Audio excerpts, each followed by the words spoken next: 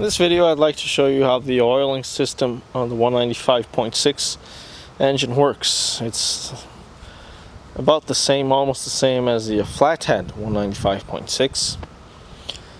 But I'd also, with doing this video, I'd like to show you how logic is most important, and it's more important than anything else. More than knowledge and more than data.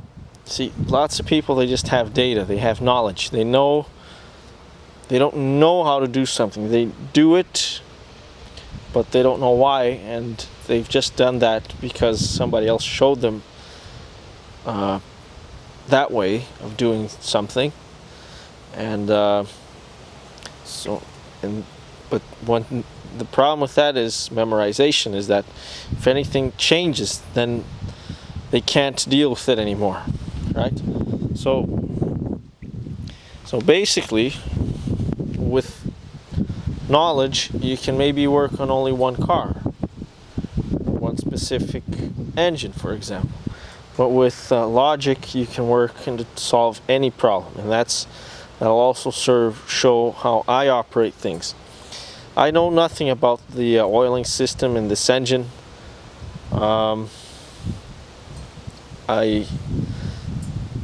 Like I said, what else can I say? I don't know anything about how the oiling system works, where it goes. I haven't read anything about it, so I'm coming in here like a newborn with zero information or knowledge about this, but I come in here with logic. So first thing to notice is the oil pickup was here, that long pipe with a screen at the end. So I know that's where the oil is coming in through. So I know for sure it's being sucked because that's the only way it can go. If it were to go the other way, it would go back into the oil pan, and that's not what you want.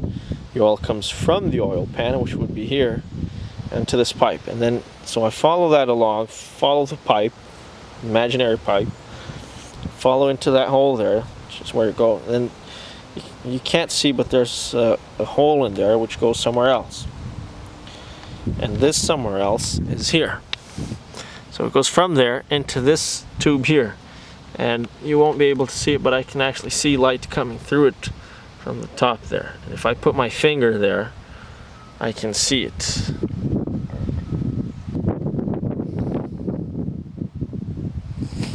You guys won't be able to see it, but anyways, you got the point. So I know the oil then goes in here, and then over here we just this is where the pump shaft goes. These holes are just for the bolts, these 3 holes. So we're only left with one other place for the oil to go. It goes from here, then it goes to here. Now from here I can also see a slot at the end, and it goes through all these pipes here. Well, not pipes, but this extrusion here on the engine. So this whole thing here is hollow. It's got holes on it, and as you can see, it's even got plugs, regular plumbing plugs. You can get these from Home Depot. Here as well, here's another one. And this here goes to the oil filter. So we know that this one is pretty much the input. It goes through the filter and it goes back to this one here.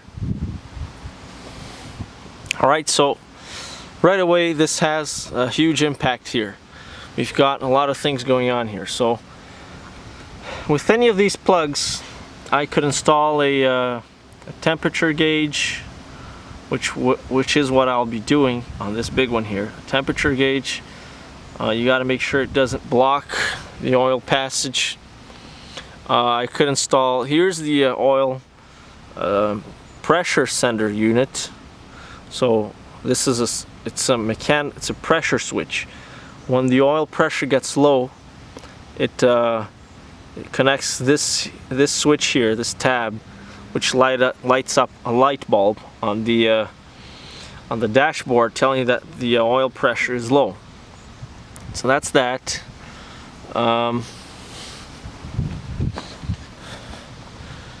oil somehow goes in through this hole here as well. We gotta follow it. Here, there's another hole here where the oil comes out from, which is for the fuel pump, or the fuel and vacuum pump, and the rambler. So oil, imagine oil coming through here. It then goes to both sides at the same time. Now, I previously had an oil gauge here in one of these plugs on the other engine, and that might not be such a good idea because oil is being diverted. It'll go first to the oil gauge, and then it'll go to the rest, sort of thing. It'll be diverted, which I'm guessing it's not ideal, so it would probably be best to put it at the end. So from this, it then also goes here to this hole here. I can't remember what that hole is for. We'll have to see where that hole goes to. But from these, remember this here is all hollow. It'll also go in through here into the camshaft bearings there. So here, here, here, and here. Go through here. So right past these plugs here, there's a hole to the cam bearings. So if I had the cam out and these plugs out, I'd actually be able to see straight through it, straight through the bearings. So there's a hole on the bearing as well, which has to line up with here so that the oil flows in through here to here. So that tells me right away that before anything else is lubricated, before the crankshaft, before the oil pan, the first things that get lubrication is the camshaft. So that's probably why, well, that's certainly why, that explains why it's very rare for you to need to replace them or the bearings, as they, you know, they're the last thing to go on the engine. You'd really have to run if you ran this engine with no oil, the whole thing would probably seize before any damage is done to the camshaft itself. So it's the last thing to go. Okay, so from here, if we look into that side, now we can see at that end, let's try to zoom in there. As you can see, that extrusion there goes through the camshaft bearing. Come on. And then it goes to the crankshaft, to this end of the crankshaft.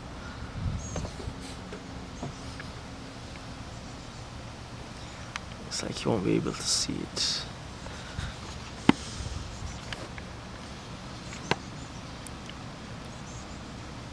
Come on.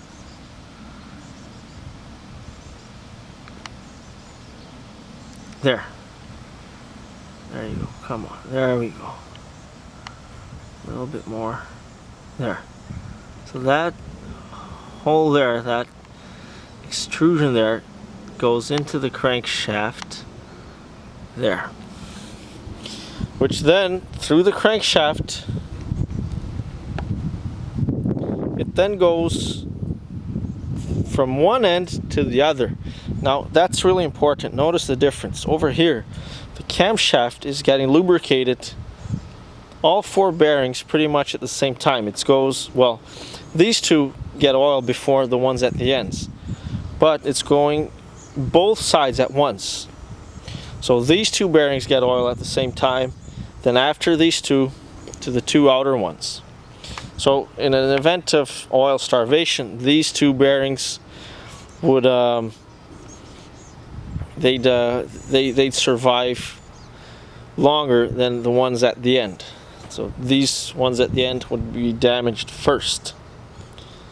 That's sort of my reasoning. Now with the crankshaft, it's a bit different. It's a little bit different. Sorry, actually no, it's the same thing. You see here, I'll be able to show you. It's the same, exactly the same thing from the crankshaft. So sorry, I take it back. It's actually going through the camshaft bearings and then to the crankshaft.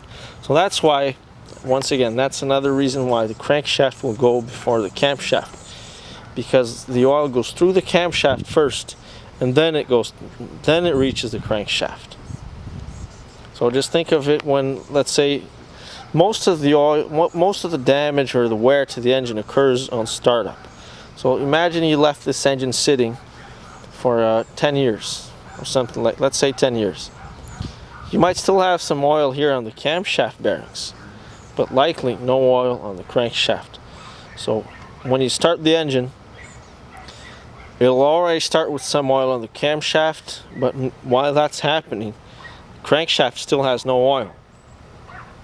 So the crankshaft gets scratched, but the camshaft remains good, fine. And it's funny how the same engines on different manufacturers explain different things. So on the 1947 DeSoto, it's a cast iron engine, forged crankshaft, I'm pretty certain.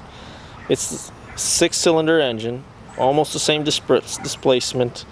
It's a 3.9 liter, this is a 3.2 liter.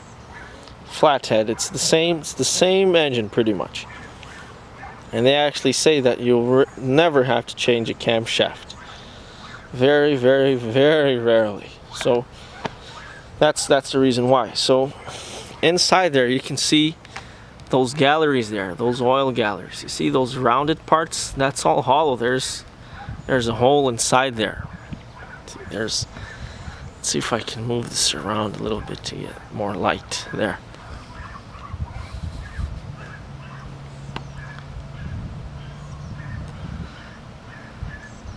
So you see all that?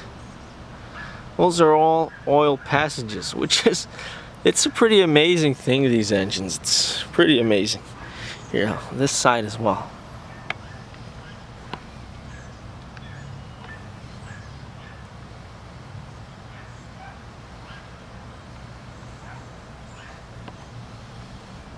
So there you can see where it goes to the plunger here. See that there? It's harder to see. This here's a plunger, and it's got a spring inside it. And there you can see the spring. Hopefully.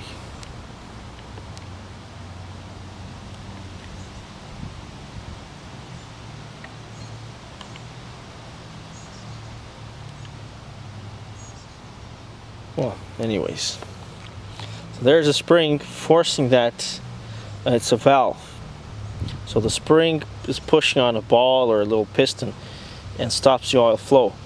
Now when the oil pressure gets too high, so oil is going from here, through here, to here, to here, to inside there to the camshaft, and then it's forcing against this spring here. When oil pressure is high enough, it's able to push through the spring, then it flows through this hole here back into the oil pan. And that controls the oil pressure so that it's not too high. I'm not exactly sure what's the danger of too high oil pressure, but this is supposed to open at 58 to 60 psi. So it's really 4 times the operating pressure of the engine, pretty much. 3 to 4 times. Considering that the engine operates at a 12 psi idle is a normal for this engine. So that's what happens. It goes through there and then it opens this. And some people have had problems with these things, or they've replaced it or whatever. But we're just trying to determine how the oil flow works in this engine.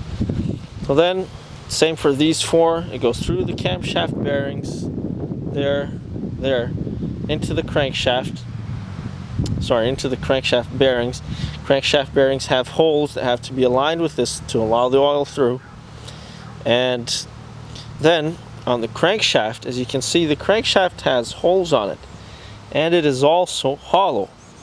So there's actually a hole here, here, and these holes run into the crankshaft all the way, which is pretty amazing. So if I could blow some air, here, we'll do a little experiment.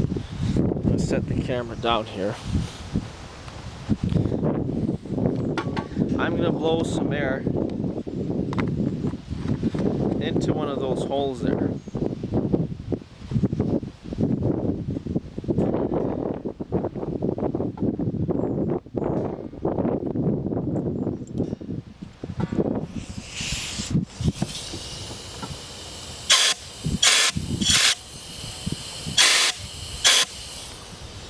What's actually going to happen is it's actually going to go through here and outside here.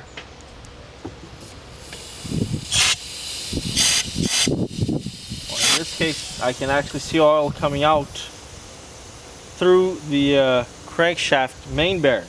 So instead of coming out through the rod journal, it's coming out through the crankshaft main bearing because it's closer. But in reality, it would go out through there and through there.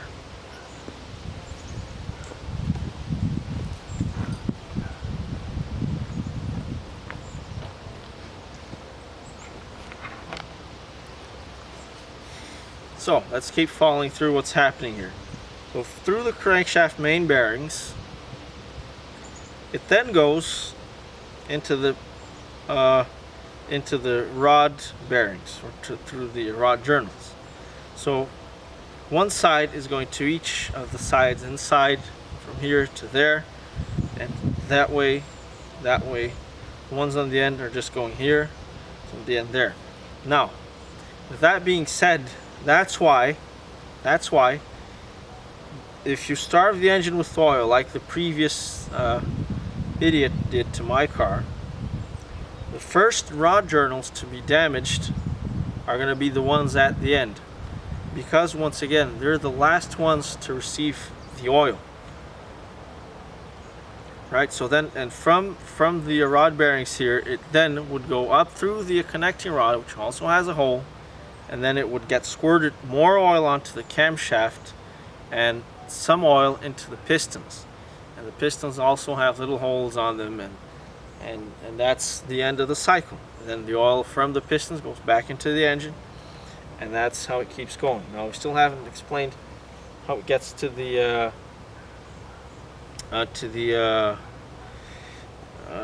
valves there. To the valve seats there, the ones that go on the camshaft, which I'll do in just a second. But let's just focus on what's going on here so far. So oil starts through here, goes through this hole. So watch what happens. It first goes through both sides of the camshaft, then through the rod bearings, through the main bearings here, and then outwards to the rod bearings, to the rod journals. So camshaft, main bearings, and then rod journals, or rod bearings if you will, then to the pistons.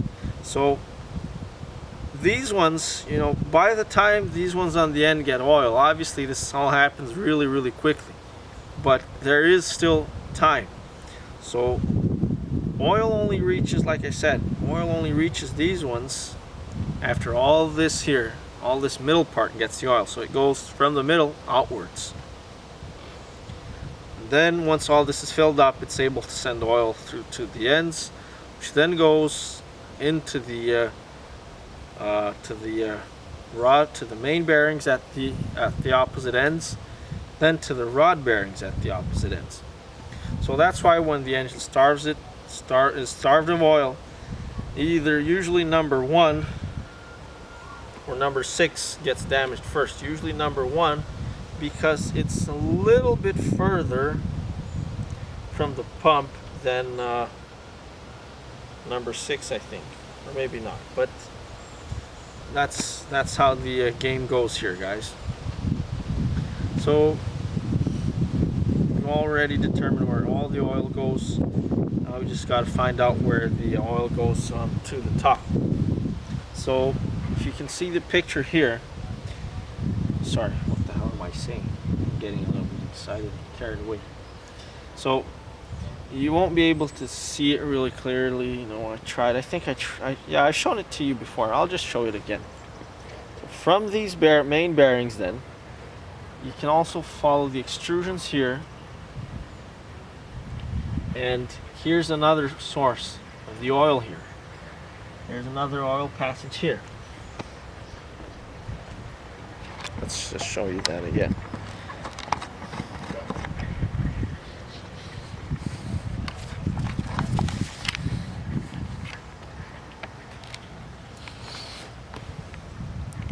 So there's see all those rounded parts, like I said, those rounded parts are all extrusions with hollow holes in them. So oil is going in through here, that way, which across to the other side is there, that thing there. Right, and you can see a little notch at the top here.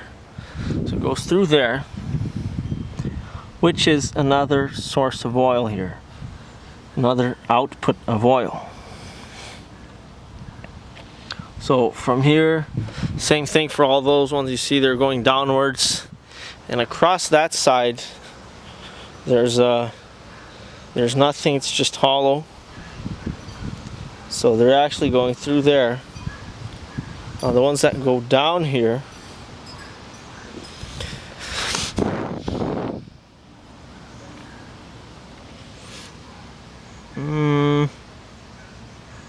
okay, I don't see any extrusions here. Oil input through here, through the filter. Oh, sorry. Through the filter, back into here, and from up here.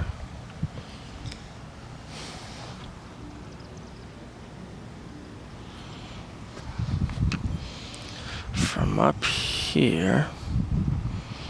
Okay, where does it go from here?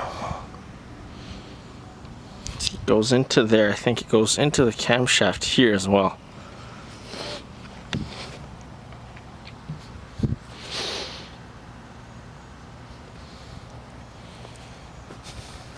Some oil goes in through this hole here, just by drip or splash.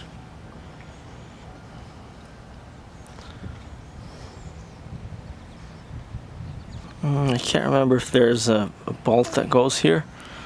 Well, there are threads there, so yeah, it has to be a bolt. So this here is hollow though, there's no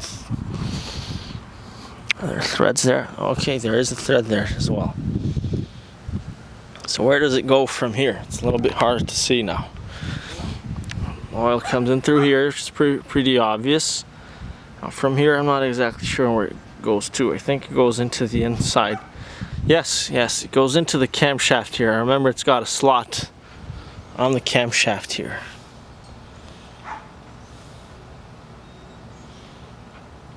And then from the camshaft,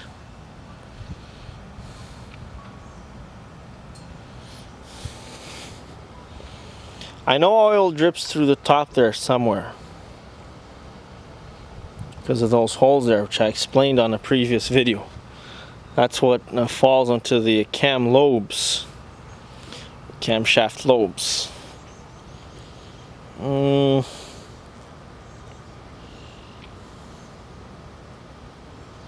So you see, we definitely let's just talk about something here before I forget.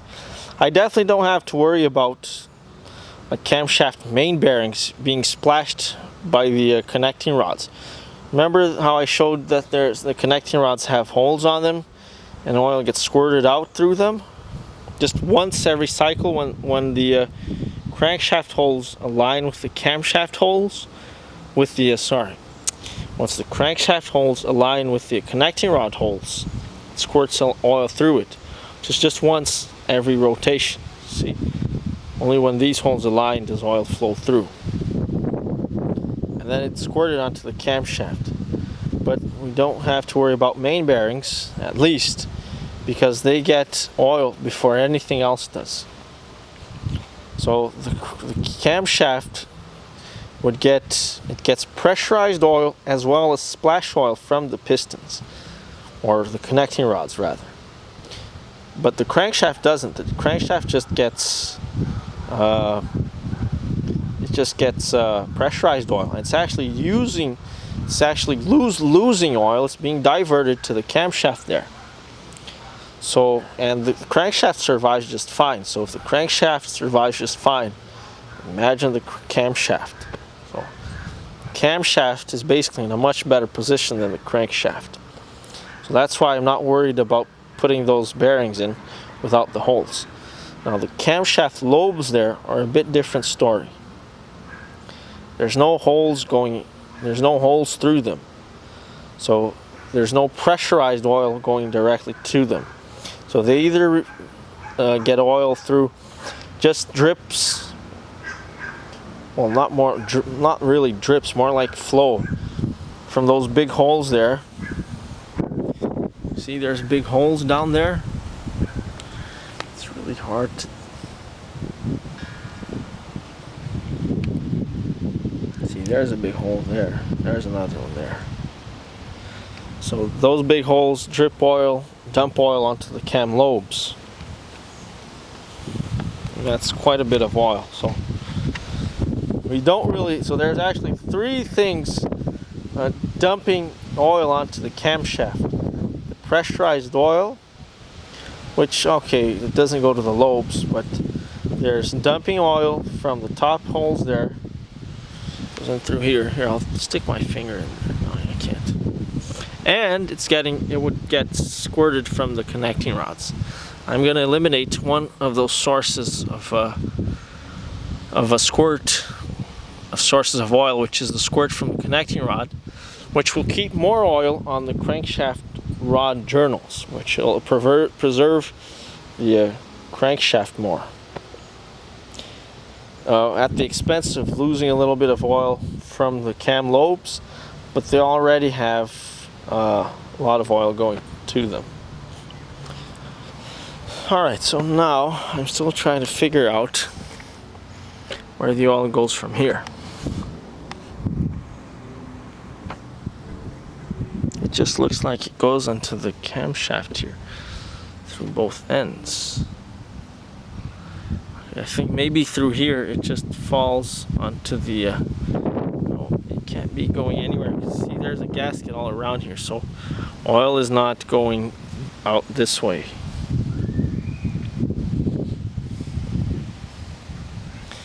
If I'm not mistaken,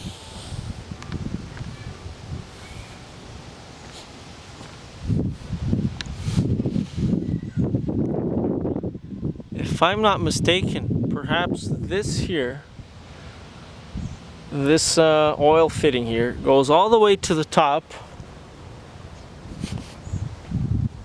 and dumps oil directly on top of the onto the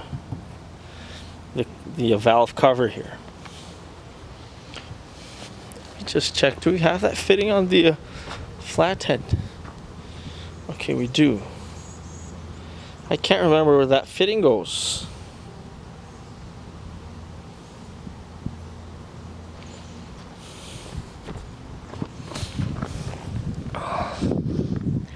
Ah, look at that. Okay.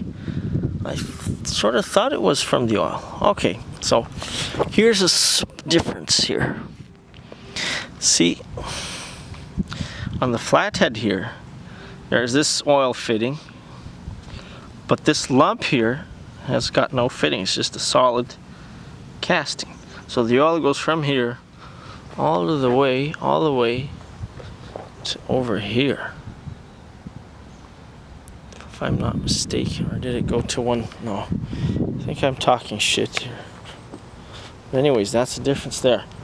On the overhead valve engine here, it's got fittings here on both of these lumps, you see.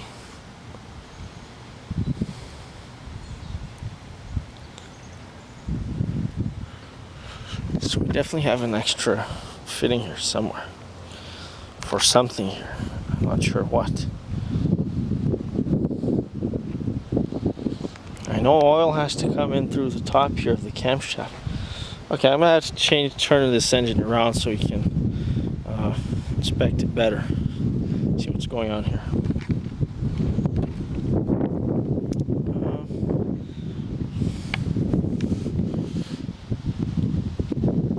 How did these things get oil? These lifters here. That's what we have to find out in the next video.